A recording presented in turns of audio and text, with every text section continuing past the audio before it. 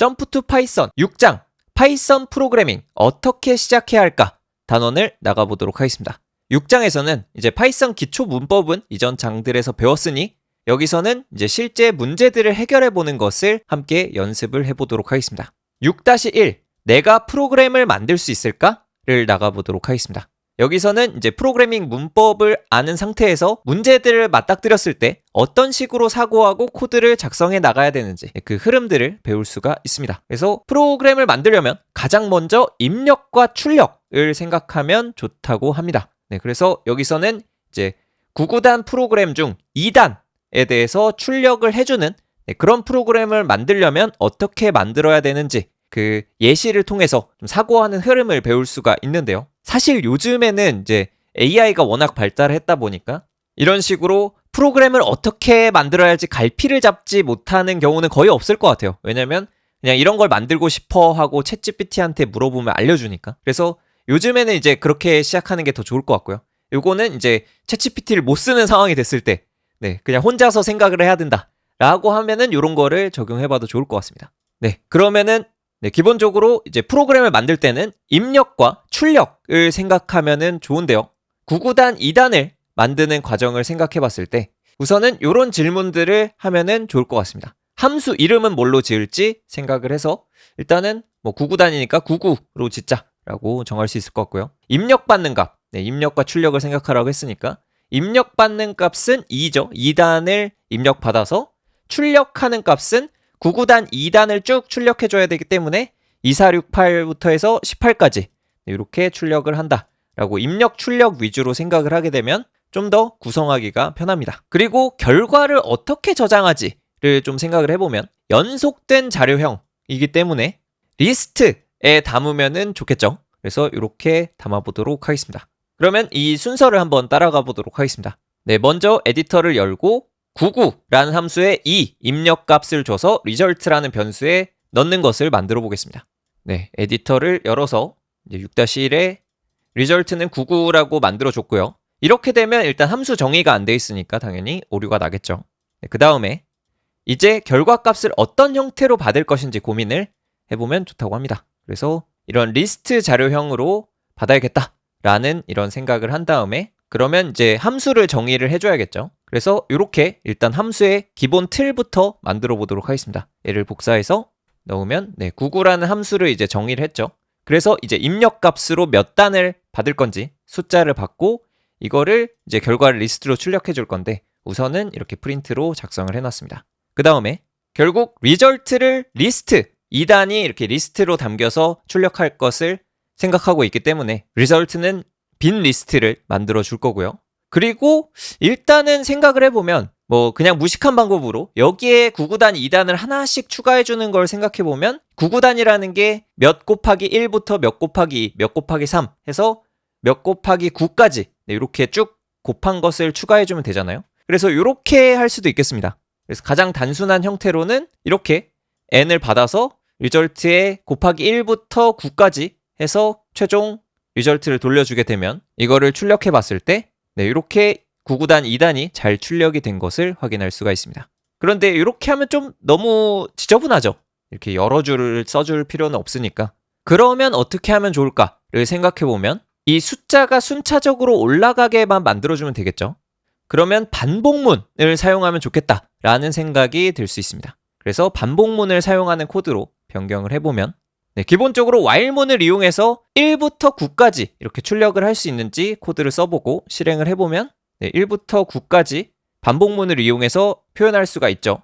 그러면 이 while문을 적용해서 다시 99 함수를 재구성해보면 이런 식으로 구성을 해볼 수가 있겠습니다. result라는 빈 리스트를 만들고 여기에 1부터 시작해서 반복문을 통해서 result.append의 i를 이용해서 이게 1부터 9까지 이렇게 출력이 되도록 하면은 n을 집어넣었을 때 9구단 몇 단이 이렇게 한 줄씩 다 일일이 써주지 않아도 반복문을 통해서 표현이 될 수 있겠죠.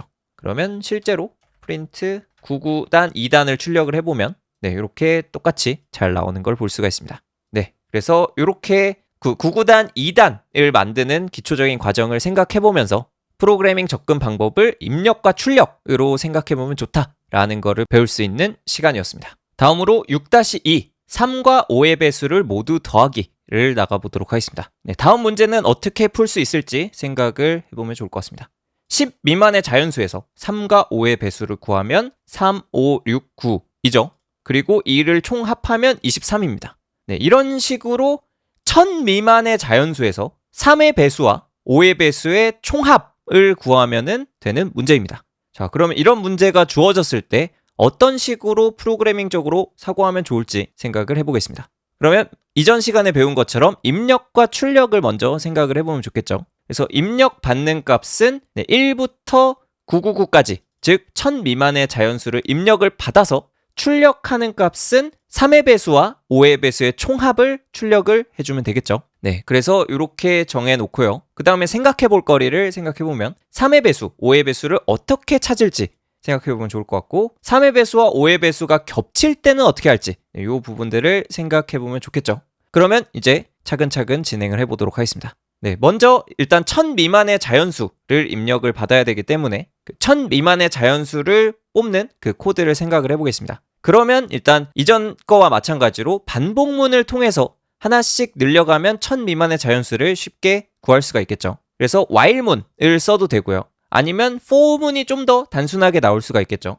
네, 그래서 이 for문을 간단하게 출력을 해보면 이렇게 1부터 시작해서 1000 미만, 즉 999까지 쭉 잘 출력이 된 것을 확인할 수가 있습니다. 네, 그러면 이렇게 해서 이제 입력 값은 다 만들었죠.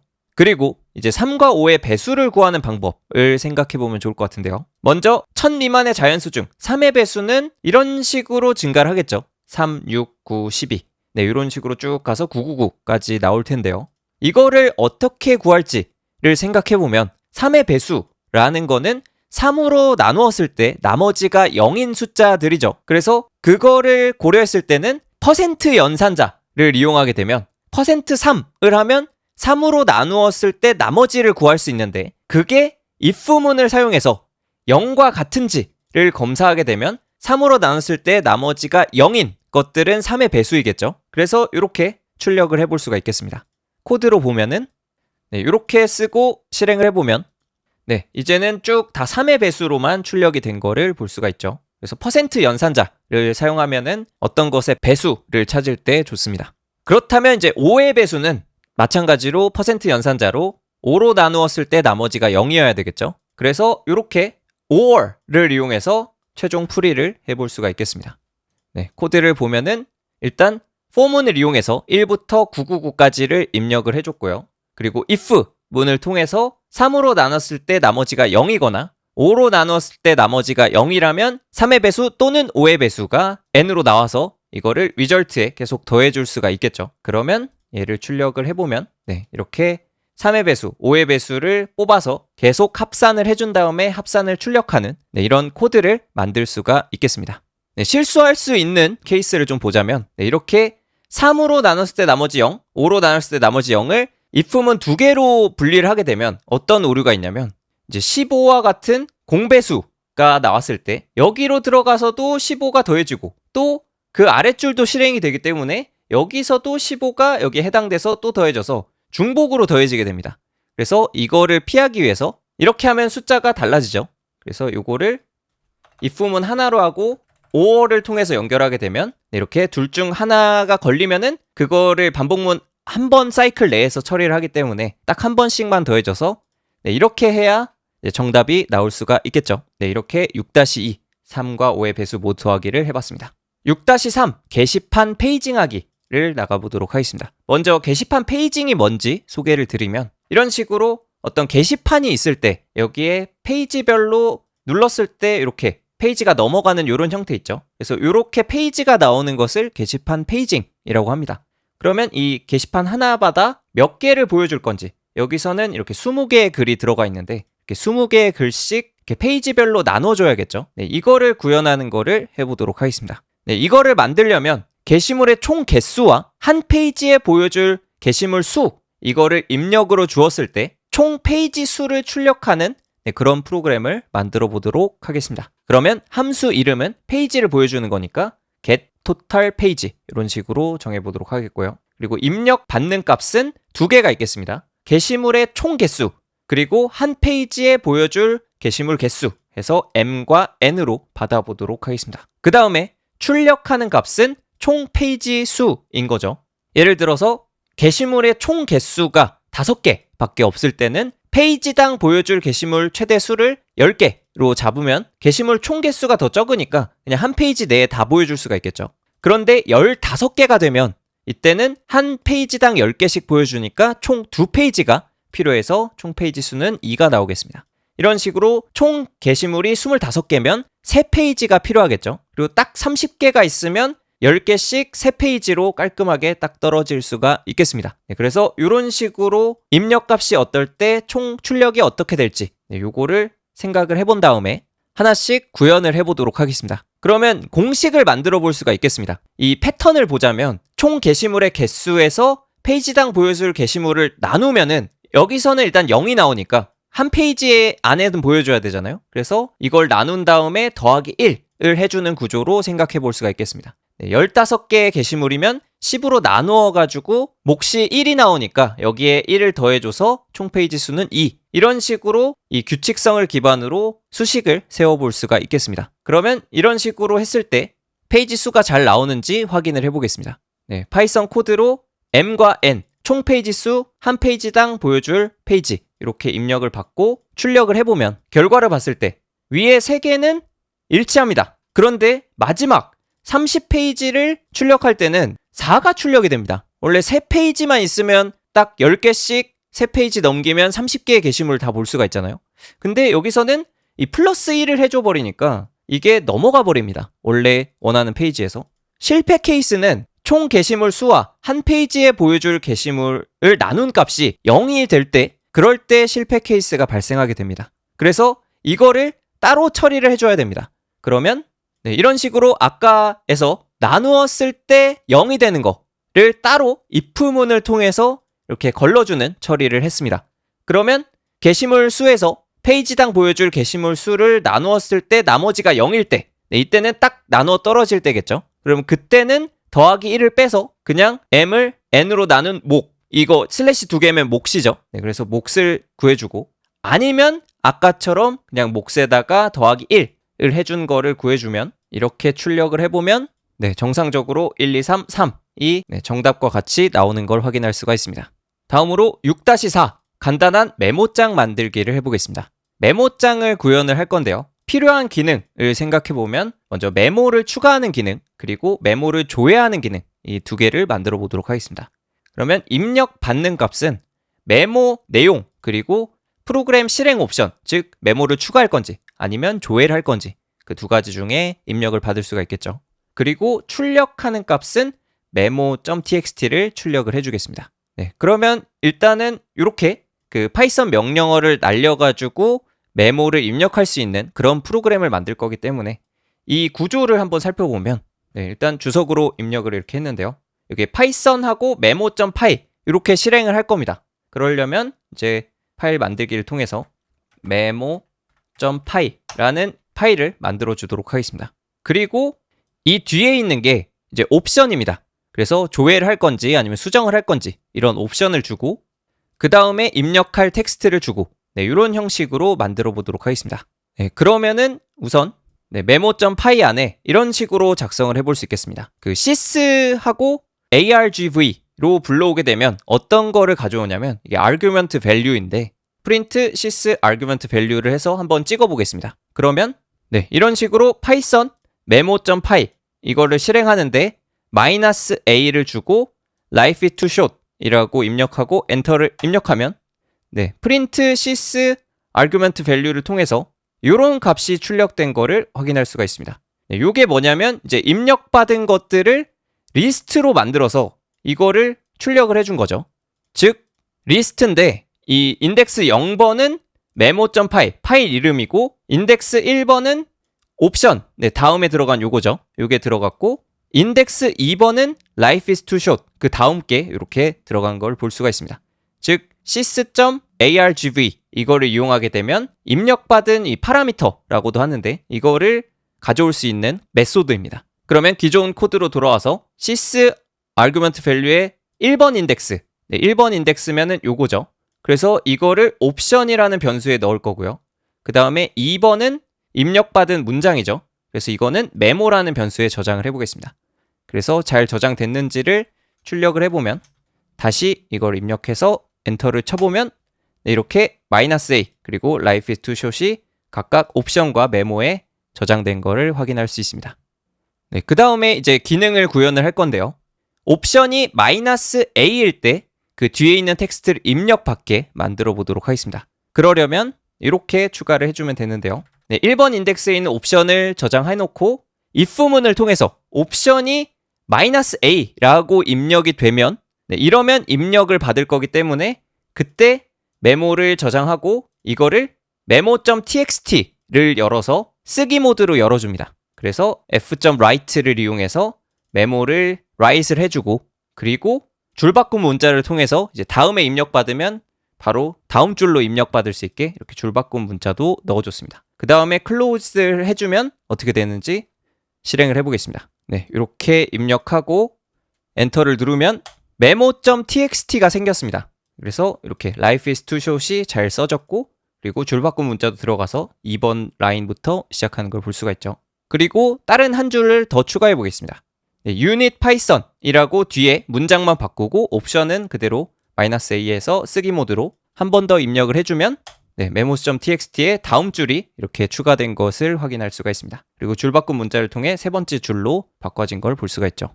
네, 그렇게 VS 코드로 열어서 볼 수도 있는데 이렇게 type.memo.txt 이걸로 볼 수도 있습니다. 그래서 실행을 해보면 이렇게 터미널 창 안에서 이 텍스트를 그대로 확인할 수도 있습니다. 그 다음에 이제 프로그래밍적으로 볼 수 있는 처리도 만들어 보도록 하겠습니다. 옵션을 이제 -a 말고 -v 옵션도 추가해서 그것도 구현을 해보겠습니다. 메모 출력은 -v 옵션으로 한다고 하면 이런 식으로 memo.py if문 아래쪽에 옵션이 -v일 때를 추가해주면 되겠죠. 옵션이 -v일 때는 읽기 모드니까 파일을 열어서 f.read를 통해서 메모에 저장하고 그리고 파일 닫아주고 이 메모를 프린트, 출력을 해주면 되겠죠. 네, 코드를 저장해 주신 다음에 이제 -v 옵션도 추가가 됐으니 이렇게 python memo.py -v라는 옵션을 주게 되면 이렇게 memo.txt 안에 있는 내용이 출력되는 것도 만들어 봤습니다. 네, 이렇게 해서 메모장 만들기를 완성했습니다. 다음으로 6-5 탭 문자를 공백 문자 4개로 바꾸기를 해보도록 하겠습니다. 네, 탭 문자라면 이 키보드 탭을 의미합니다. 그래서 키보드 탭을 스페이스 4개로 바꿔주는 것을 프로그램으로 구현을 해보겠습니다. 어떤 식으로 구현할지 생각을 해보면 먼저 문서 파일을 읽어드려서 여기서 탭 문자가 있다면 그거를 변경을 통해서 문자열 변경하기로 공백 문자 4개로 바꿔주려고 하고요. 그러면 입력받는 값은 탭을 포함한 문서 파일을 입력받아서 출력하는 값은 탭이 공백으로 전환된 그런 파일을 뱉어주면 되겠죠. 네, 그러면 이런 구조가 되겠습니다. 이거를 좀 예시로 살펴보면 tab24라는 파이썬 파일을 만들고 a.txt를 입력받아서 여기에 탭들을 싹 공백 문자 4개로 교체한 다음에 그거를 b.txt로 저장한다. 이런 구조로 만들어 보도록 하겠습니다. 네, 그러면 tab24.py를 우선 생성을 해주겠습니다. 네, 이렇게 tab24.py를 만들어줬고요. 여기에 이전 시간과 마찬가지로 이렇게 sys 외장 함수를 임포트해서 아규먼트들을 찍어줍니다. 그러면 이런 식으로 python tab24py a.txt, b.txt 입력을 해주면 이렇게 1번 인덱스가 요거죠. 2번 인덱스가 요거고 그래서 이것들을 불러와서 잘 출력을 해주는 것을 볼 수가 있습니다. 이렇게 준비는 다 됐고요. 그러면 이제 입력받을 텍스트 파일을 만들어 주겠습니다. a.txt를 만들어주고 여기에 예제를 입력해 주겠습니다. 여기서 이거는 탭이 들어갑니다. 그래서 혹시나 잘 모르겠는 분들은 일단 공백을 다 제거하고 여기에 키보드 탭 키를 이용해서 탭을 넣어줍니다. 여기도 탭 네, 이렇게 넣어주도록 하겠습니다. 네, 그러면 얘는 이제 탭이 들어가 있는데요. 얘를 공백 문자 4개로 바꿔보도록 하겠습니다. 네, 이렇게 변경을 해줬습니다. 먼저 이 src 그 바꿀 파일을 불러와서 오픈을 해서 파일에 read를 통해서 탭 컨텐트 여기에 쓰여진 텍스트를 불러옵니다. 그리고 가져온 파일을 닫아주고요. 그 다음에 이 컨텐트 가져온 컨텐트에서 .replace를 이용하게 되면 이 앞에 있는 거를 뒤에 있는 걸로 바꿔주는 그런 메소드죠. 그래서 앞에 있는 거는 /t라고 돼 있는데 이게 탭을 나타내는 문자입니다. 그래서 비슷한 걸로 \n을 쓰게 되면 이게 줄바꿈 문자잖아요. 얘는 \t는 탭을 의미합니다. 그래서 탭을 찾아서 이거를 얘는 빈 문자열을 한 칸 띄어쓰기 한 거죠. 즉 다시 키보드로 입력을 해보면 이렇게 빈 문자열을 만들고 그리고 여기에 스페이스를 입력해서 이렇게 띄어쓰기를 해주고 여기에 곱하기 4를 하면 이 문자열 곱하기를 하면 이게 이어주는 거죠. 그래서 공백을 4개를 이어준다를 만들어줬습니다. 즉 탭 문자열을 찾아서 그거를 문자열 띄어쓰기 4개로 교체를 해주는 이런 함수를 작성을 해줬습니다. 그 다음에 이제 스페이스 컨텐트로 저장을 하고 그 스페이스 컨텐트를 출력을 해보면 이전 그대로 A, B 그대로 입력받고 엔터를 누르면 이렇게 a.txt의 내용을 불러와서 이 탭이 공백 문자 4개로 변경이 됐습니다. 이거는 아마 탭이랑 공백이랑 크게 눈으로 봤을 땐 차이는 없어서 모르는데 이렇게 드래그를 해보면 이렇게 공백으로 바뀐 거를 볼 수가 있습니다. 그 다음에 b.txt로 이 바꾼 걸 저장을 시켜줘야겠죠. 그러면 그거를 추가해 주도록 하겠습니다. 그러려면 출력하는 거는 지우고 이 밑에다가 W, write 모드를 이용해서 이 DST가 아규먼트 두 번째, 즉 요거 b.txt를 받은 거죠. 그래서 얘를 이제 출력하는 텍스트로 받아서 요거를 파일을 오픈해주고 쓰기 모드로 스페이스 컨텐트 이렇게 탭을 공백 문자로 바꾼 걸로 write를 해줍니다. 그 다음에 클로즈를 해주면 이렇게 공백 문자로 바꾼 거를 저장을 하겠죠. 그럼 이대로 다시 실행을 해보겠습니다. 지금은 a.txt밖에 없는데 이걸 다시 실행하면 이렇게 b.txt가 나오게 되고요. 얘를 열어봤을 때 이제 탭이 아닌 공백 4개로 구성이 된 거를 볼 수가 있습니다. a.txt랑 비교해보면 얘도 이렇게 나오지만 얘는 탭으로 아까 입력을 했었죠. 이렇게 탭을 누르면 똑같이 이렇게 나옵니다. 근데 이거를 b.txt에서는 다 공백으로 바뀌게 됐습니다. 다음으로 6-6 하위 디렉터리 검색하기를 나가보겠습니다. 특정 디렉터리부터 시작해서 그 하위 디렉터리의 모든 파일 중 파이썬 파일만 찾아서 출력하는 그런 프로그램을 만들어 보도록 하겠습니다. 이게 무슨 말이냐면 이렇게 특정 파일 디렉터리 여기서는 C 드라이브의 파이썬 폴더 안쪽이죠. 파이썬 폴더 안쪽에 또 폴더들이 쫙 있는데요. 이게 하위 디렉터리라고 부릅니다. 즉 폴더 안에 있는 폴더 이거를 하위 디렉터리라고 부르는데 여기에 들어가서 여기서도 파이썬 파일들이 쫙 있죠. 그래서 이 파이썬 파일들을 찾아주는 것을 만들어 보도록 하겠습니다. 즉 파일 탐색기 하위 디렉터리 검색해주는 탐색기를 만들 예정입니다. 먼저 필요한 기능은 파이썬 파일만 찾아서 출력하는 게 필요하고요. 입력받는 값은 검색을 시작할 그 디렉터리를 입력을 해주고 출력하는 값은 파이썬 파일명을 출력해 보도록 하겠습니다. 그러면 먼저 파이썬 파일을 만들어 주겠습니다. 파일 새로 만들기를 통해서 sub directory search.py라는 파이썬 파일을 만들어 줍니다. 그리고 먼저 이렇게 기초 뼈대를 잡아 보겠습니다. search라는 함수를 통해서 디렉터리 네임을 입력받고 일단은 바로 출력해 주는 걸 구현해 보면 실행을 했을 때 그냥 디렉터리가 일단 기본적으로 나오죠. 그리고 이제 디렉터리에 있는 파일을 검색할 수 있도록 해보겠습니다. 그러려면은 이제 외장 모듈이 필요한데요. import os를 통해서 os라는 모듈을 가져와서 이거에 listdir이라는 메소드를 활용해 보도록 하겠습니다. listdir을 사용하면 해당 디렉터리에 있는 파일의 리스트를 구할 수가 있습니다. 그래서 이렇게 코드를 변경하게 되면 이제 osdir을 통해서 그 특정 디렉토리에 있는 파일 이름들을 싹 가져올 수 있습니다.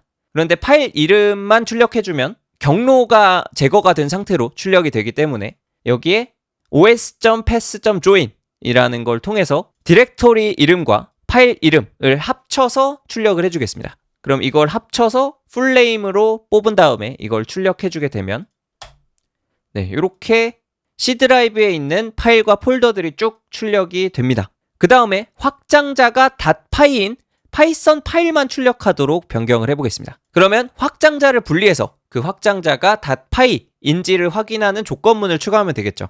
그래서 사용한 것이 os.path.splitText라는 메소드를 써줬습니다. 요거는 확장자랑 분리를 해주는 그런 메소드인데요.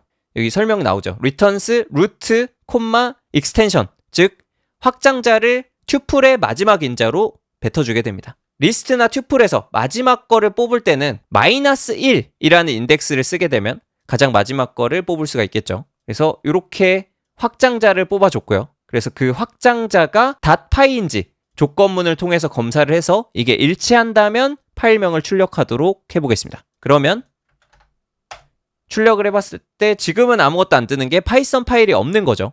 그래서 파이썬 파일이 있는 경로로 바꿔주면 파이썬이라는 폴더 안쪽으로 바꿔주게 되면 다시 출력을 했을 때 이렇게 파이썬 폴더 안에 있는 파이썬 파일들이 잘 출력이 된 것을 확인할 수가 있습니다. 네, 그런데 이제 우리의 처음 목적은 그 폴더에 있는 파이썬 파일만 가져오는 게 아니라 하위 디렉토리, 그 디렉토리 안쪽에 하위 폴더 안에서도 파이썬 파일을 탐색하는 거죠. 그러려면 이런 식으로 코드를 변경을 해줬습니다. 어떻게 변경이 됐냐 설명해 드리면 OS의 패스에 isdir 이라는 메소드를 활용하게 되면 이게 디렉토리인지를 확인하게 됩니다. 그래서 여기서 true, false가 나오게 되는데 if문을 통해서 이게 디렉토리라면은 한 번 더 안쪽으로 들어가야겠죠. 그렇기 때문에 디렉토리인지 검사해서 다시 한번 서치를 써줍니다. 요거 생소하신 분들 많을 텐데 이렇게 서치를 정의했는데 그 안에서 한 번 더 쓸 수가 있습니다. 그래서 이걸 재기 함수라고 하는데 이 안쪽에서 다시 이렇게 풀 파일 네임이 이제 인수가 돼서 들어가서 이 함수가 다시 실행되는 겁니다. 즉 디렉토리일 때는 이 정의한 함수를 한 번 더 쓰게 돼서 안쪽으로 들어가서 거기에 있는 파이썬 파일들을 찾을 수가 있고요. 디렉토리가 아닐 경우에는 아까와 마찬가지로 확장자가 파이썬인지 확인을 해서 .py 하면은 파일명을 출력한다 라는 코드로 작성이 되었습니다. 여기서 try except로 나눈 거는 파일 탐색할 때 접근 권한이 막힐 수 있기 때문에 접근 권한이 막히면은 패스하라고 이렇게 try except를 적어준 겁니다. 그러면 아까처럼 이제 파이썬 파일들이 있는 파이썬 경로를 적어주고 실행을 해주게 되면 이번에는 이제 각 하위 폴더들도 쭉 돌면서 안쪽에 있는 파이썬 파일들을 잘 찾아준 것을 볼 수가 있습니다. 추가로 굉장히 코드가 복잡하잖아요. 그래서 이거를 도와주는 메소드도 있습니다. OS의 work라는 메소드를 쓰면 되는데 기존 코드보다 훨씬 단순하게 이렇게 써주게 되면 OS work를 통해서 여기에 패스, 디렉토리, 파일명 이거를 뽑을 수가 있고요. 그래서 이렇게만 써주게 되면 아까랑 동일한 기능을 훨씬 간단하게 써줄 수가 있습니다.